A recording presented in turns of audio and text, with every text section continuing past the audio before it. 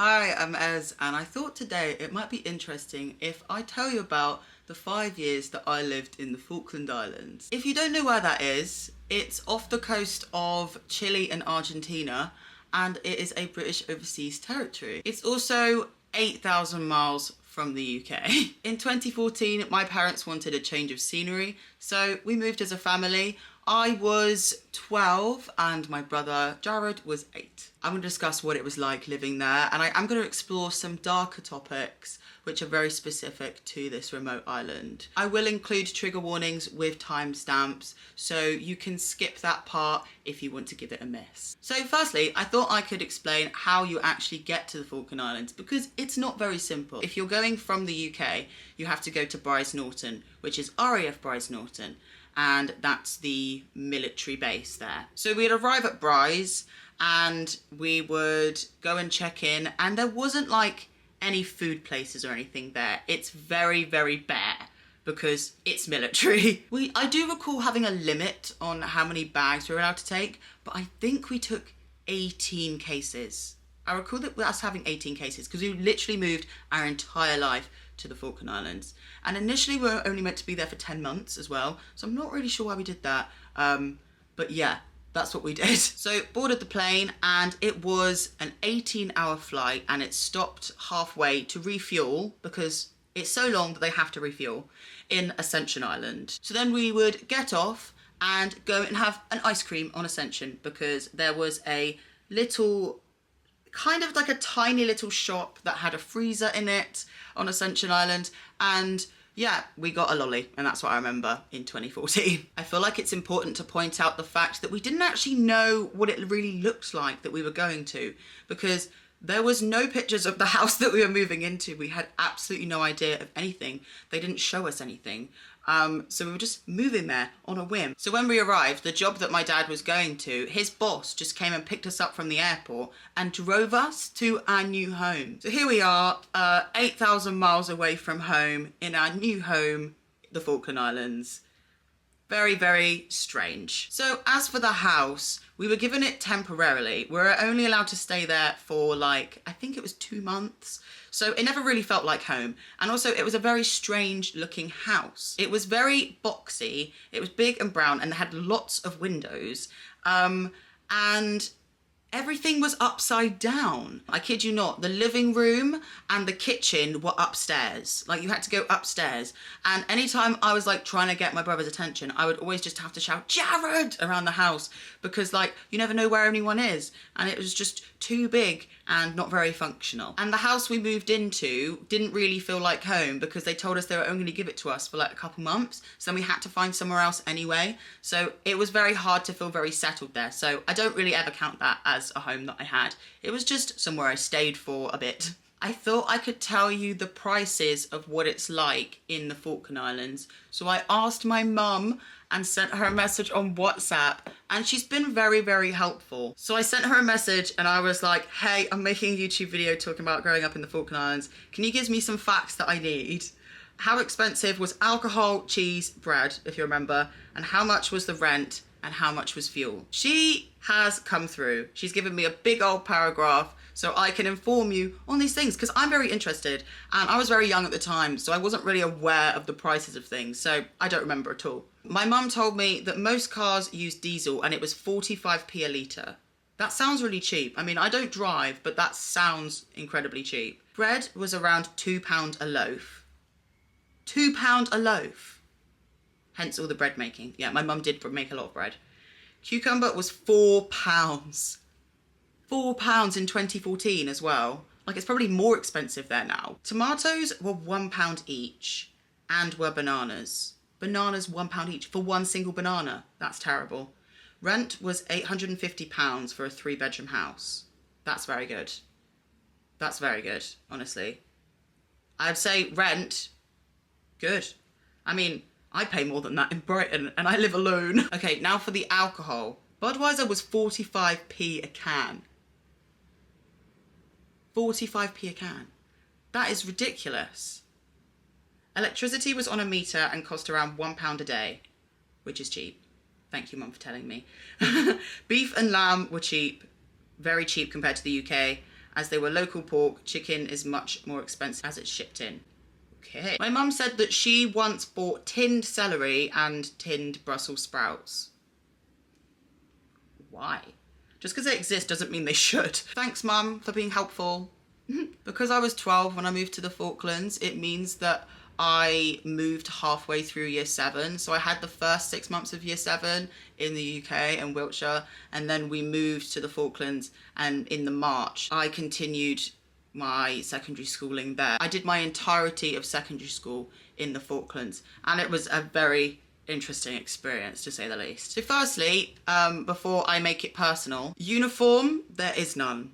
No uniform. You can wear whatever you want, more or less. There's like a dress code, which is like, you're not allowed to wear leggings. I didn't know this when I arrived, so I remember going to school and my outfit was, well, I thought I looked great and I was very happy with it, but I'm not entirely sure. I wore like these big sunglasses. Like I used to wear headbands a lot.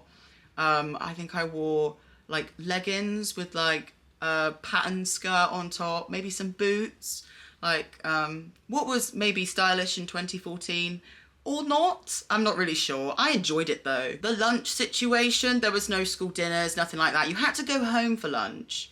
But I didn't a lot of the time because my parents were working. So I would usually try and do a club, and there was sometimes some clubs going on. Like on Thursdays we had film club, so I did film club on Thursdays, and then on Mondays I did running club, but that wasn't until year 9 because I had this sudden decision that I actually wanted to do good in our like version of cross country and not fail just because of my inability to run. So I actually started running, and yeah, that's a story for another day. For class sizes, my whole year was always in between about 19 and 22 people.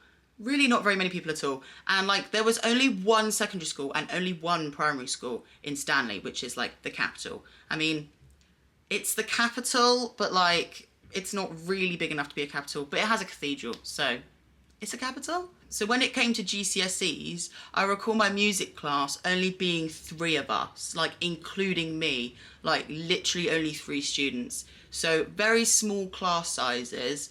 I guess that's good for like education, but a lot of the time teachers would move down to the Falklands, like from the UK as contract workers, and then they'd realise like how remote it is and not like it and then leave. So we did get a lot of teachers that would come in and leave and come in and leave. So our education, well, my education definitely was ruptured by that, but still managed to pass somehow. We did have some sort of food related stuff there though. We had a tuck shop at break time, but I don't recall the stuff being very good because anything that was really imported into the Falklands, especially if it's chocolate, ends up looking really strange. Like I don't know if you've ever seen out of date chocolate before. I have. And when you get like a Milky Way or something like that, when it's out of date, it just goes white. And it still tastes similar, but with a little bit of a stale feeling to it. When it comes to subjects for school, you didn't actually have to do a language when it was GCSE. The only language we learnt was Spanish.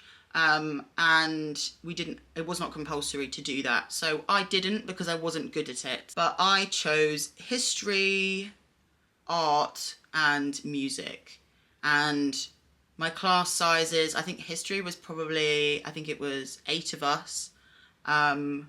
And I failed. I got a 3. Music was 3 people. And then art was a few more. It was around 10, which still isn't very many. And the weird thing about having such a little amount of people is that everyone in that age group, you know everyone in the island. Like if anyone has lived in the Falkland Islands from 2014 to 2019, I'll know who they are. Like I just will. Because everybody knows everyone and everyone knows everyone's business. I didn't get on well at school when it came to making friends because being someone that's not from the Falklands and living in the Falklands, you're just not treated very well. Like you're very much seen as an outsider. No matter how many years you live there, it never really changes.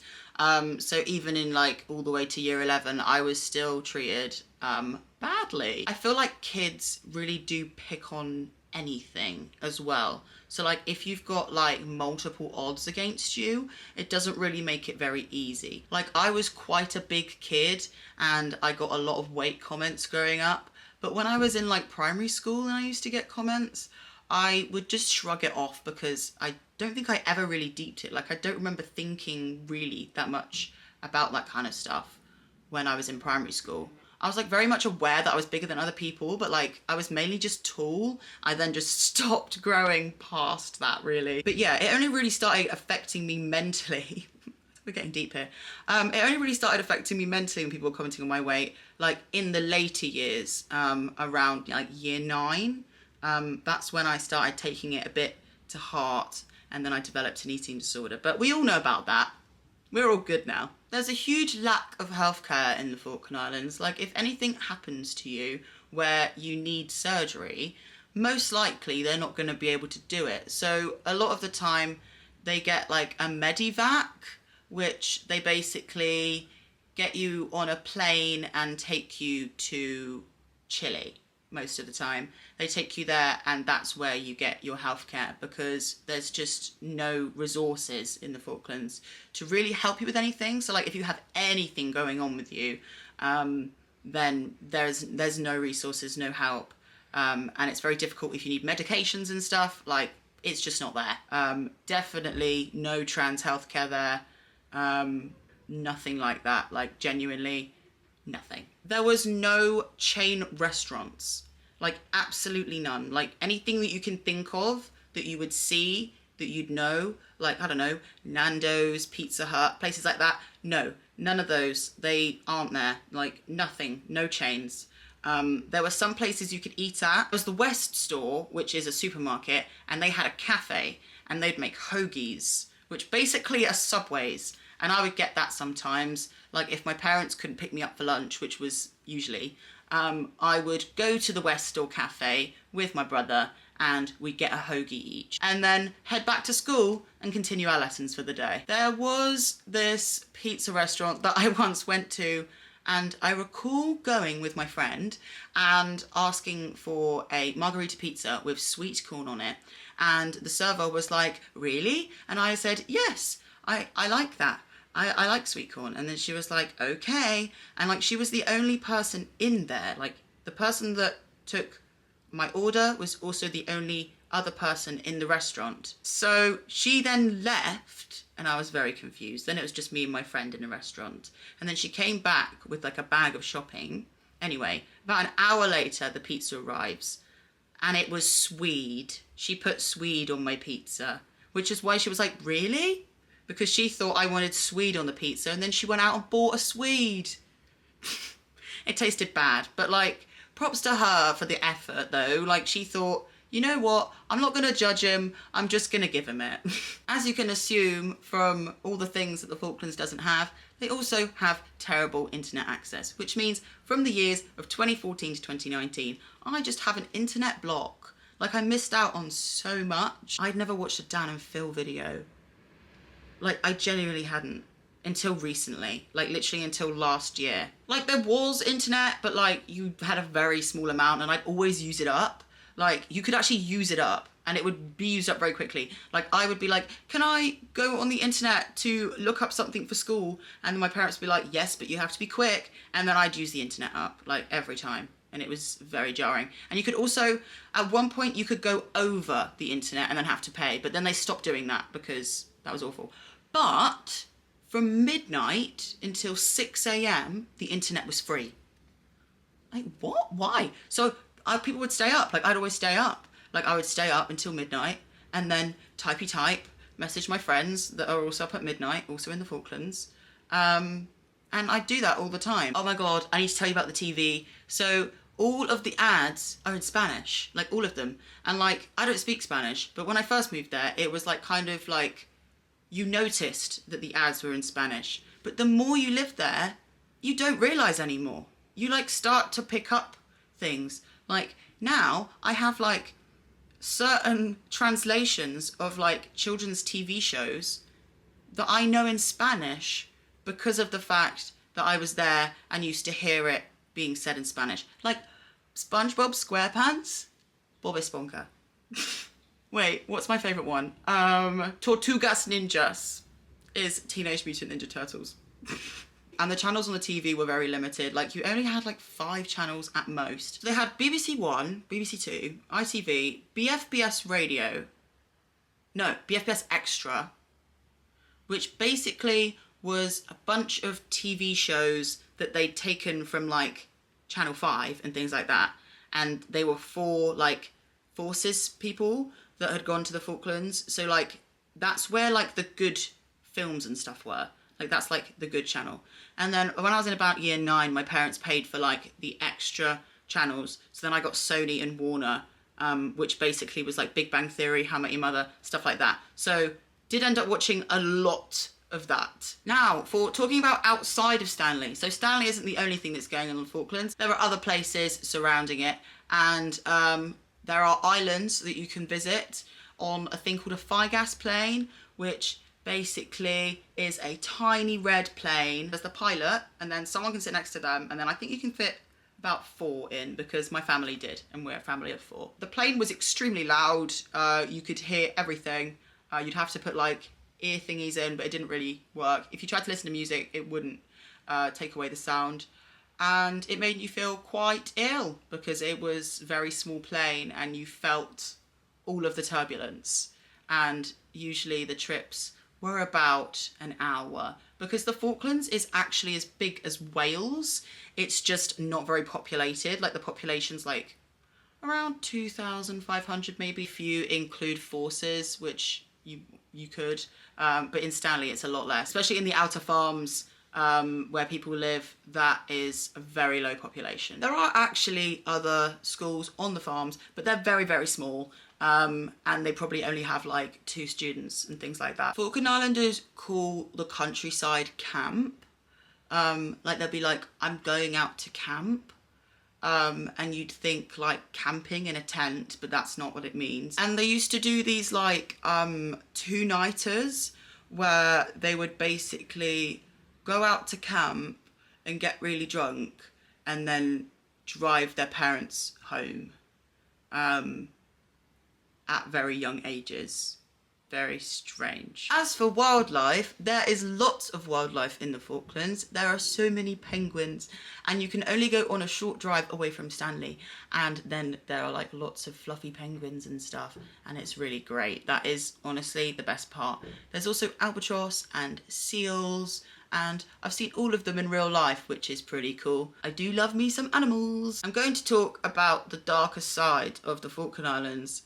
I have told you about lots of things about my time there, but I've left out big parts where it's actually a really, really messed up island. And I've never talked about it before. And I saw Marcel Theroux do a documentary called Falklands Island of Secrets, and it's very exposing and it's great. And as someone that lived there, seeing someone actually show what happened there is really appreciated, because I haven't talked about it and I'm going to right now. So there is this term over there called spinning, which basically means that older men go in their cars and pick up young girls. We're talking like maybe 12 years old, picking up young girls in their cars and driving them around town. Just like driving them recklessly around town. And this was seen as normal in the Falklands. Like, spinning was seen as like part of Falklands, like, it's what they've always done, it's what they're allowed to do, it's that kind of thing. It's like, but why? Why do 25-year-old men want to be hanging around with young kids and giving them alcohol? Like, it's grooming. Like, there is so much grooming going on in the Falklands, and anyone that lives there that tries to talk up about it, it just gets squashed.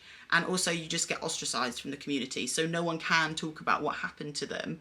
And there is countless cases of paedophilia, rape in the Falkland Islands that has just been shoved under the rug. The chief of police himself was found to be a rapist. And the person he did it to, she spoke out, and it was very, very hard for her. And he ended up getting away with it. He did it. He did it. And he got away with it because there was inconsistencies in her story. I mean, how is anyone meant to remember a traumatic experience bit by bit and then have it completely just dug into in depth and pulled apart in court? Like, very, very, very hard situation, and the defense always do go very hard on victims, which I think is so messed up. I understand that they need a defense, but I feel like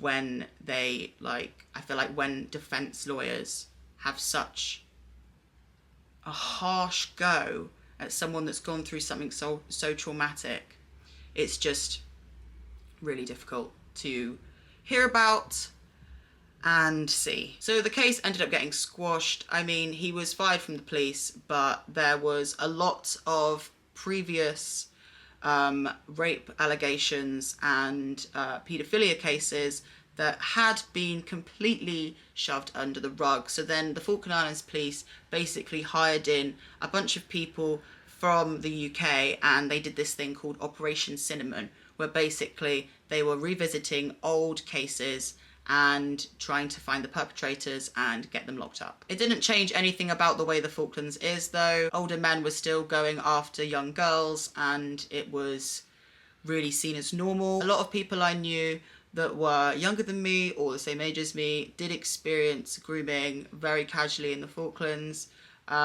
It's not often spoken about because you can't really speak up about it. It happens a lot within family dynamics there as well. It's a very fucked up situation. Obviously, chief of police, he's a rapist. And then my head teacher at my school, who I babysat his kids, ends up being a paedophile. They find indecent images of children on his laptop, and he goes to prison. He would talk to women on dating sites and ask them for photos of their children. I don't know how much like true crime or like thrillers that you watch. However, if you've ever seen ones that are like set in like a remote area and everything feels slightly off and you can't quite tell what it is, that's what the Falklands feels like when you go in there. It looks very like idyllic. Like, it's very gorgeous looking. Like, it's a little bit colourful, and it's very sunny when it is sunny, but it's also freezing cold because they get the weather from Antarctica, so it's absolutely cold all the time and very windy. And it holds a lot of awful secrets, and a lot gets swept under the rug there. A lot happens in those islands that doesn't get spoken about and doesn't leave the islands. So it's leaving the islands. It's coming out my mouth right now. I've never actually spoken much about living there at all, but hope you enjoyed hearing my info dump about the Falkland Islands. I don't get to info dump very often about it because a lot of people I know don't really know much about the Falklands unless I talk about it. Unless they're a little bit older and they've heard of the Falklands War, that's when people tend to know about the Falkland Islands. I hope you enjoyed this video, and let me know if you want to hear more about it. I have so much to say. Honestly, I have so much I could tell you about this island. Like, this is just a brief description of what it's like. Subscribe if you haven't already, and please like this video and do comment below because it helps me. Love you loads. Bye.